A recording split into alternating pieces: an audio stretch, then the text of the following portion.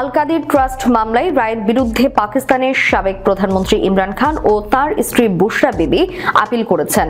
ইসলামাবাদ হাইকোর্টে করা এই আবেদনে ইমরান খান ও আশিয়া বিবিকে যথাক্রমে 14 ও 7 বছরের কারাদণ্ড দেওয়া হয়েছে।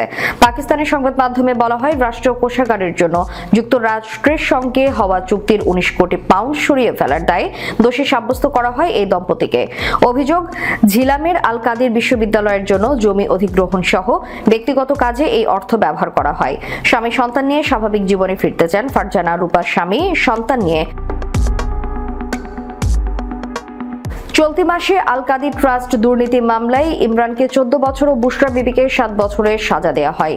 এরপর আজ ওই রায়ের বিরুদ্ধে আপিল করার কথা জানান আইনজীবী খালিদ ইউসুফ চৌধুরী। কিছুদিন পর আপিলের উপর শুনানি শুরু হবে বলে জানান তিনি। পাকিস্তান তেহরিক ইনসাফ পার্টি ন্যাশনাল অ্যাকাউন্টেবিলিটি ব্যুরোর এই মামলা পরিচালনার সমালোচনা করে তদন্তটিকে অসম্পূর্ণ এবং পক্ষপাতদুষ্ট বলে অভিহিত করেছে।